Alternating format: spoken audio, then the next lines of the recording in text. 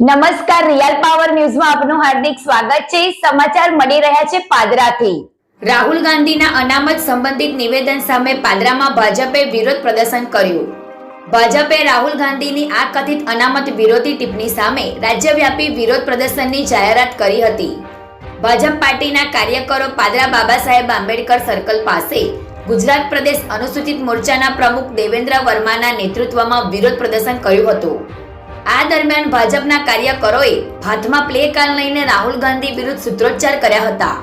પાદરાના ધારાસભ્ય ચૈતન્યસિંહ ઝાલા, ગુજરાત અનુસૂચિત મોરચાના પ્રમુખ દેવેન્દ્ર વર્મા, સતીશભાઈ નિસાડિયા, જિલ્લા મહામંત્રી વિજયભાઈ ગોહિલ, નગરપાલિકા સદસ્ય કરિશ્માબેન આચાર્ય, પરેશભાઈ ગાંધી, યોગેશભાઈ અધ્યારુ, પાદરા નગર મહામંત્રી પરેશભાઈ બ્રહ્મક્ષત્રિય સહિતના કાર્યકરો પાદરા બાબા સાહેબ આંબેડકર સર્કલ પાસે એકઠા થઈ બાબા સાહેબની પ્રતિમાને પુષ્પજલી અર્પણ કરી રાહુલ ગાંધી વિરુદ્ધ સૂત્રોચ્ચાર કર્યા હતા અને વિરોધ પ્રદર્શન કર્યું હતું। તેમણે કહ્યું કે ગાંધીજીના અનામત વિરોધી વલણનો પર્દોફાશ થયો છે।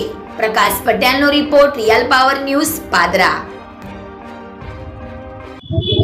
તાજેતરમાં રાહુલ ગાંધીએ અમેરિકામાં જઈને જે બફાટ કર્યો કે અમે આરક્ષણને હટાવી દઈશું, આપણે સૌએ જોયું છે કે લોકસભાના ઇલેક્શન પહેલા વિપક્ષી નેતાઓ રાહુલ ગાંધી પોતાના ખિસ્સામાં પોકેટ ડાયરી જેટલું બંધારણ બતાવતા હતા અને એમ કહેતા હતા, ભોળી ભાલી જનતાને છેતરતા હતા કે આરક્ષણનું અમે સાચવીશું, ભારતીય જનતા પાર્ટી આવશે તો આરક્ષણ હટાવી જ નાખશે।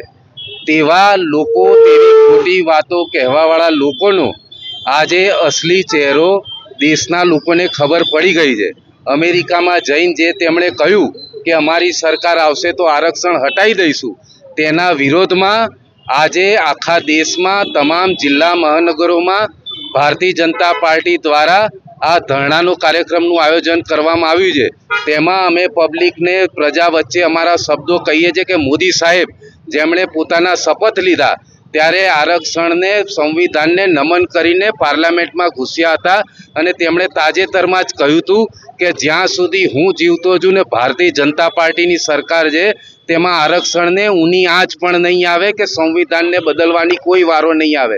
આ તો ભારતીય જનતા પાર્ટી, તેમણે કહ્યું કે ભારતીય જનતા પાર્ટી સંવિધાનમાં સુધારો લાવે તો 370ની કલમ રદ થાય અને અનુસૂચિત જાતિ જનજાતિના ભાઈઓ જે આઝાદીના આટલા વર્ષો પછી પણ જમ્મુ ને કાશ્મીરમાં તેમને ભણવાનો, રિઝર્વેશનનો, નોકરીઓમાં કોઈ લાભ નહોતો મળતો, તે આજે લાભ થવા જઈ રહ્યો છે।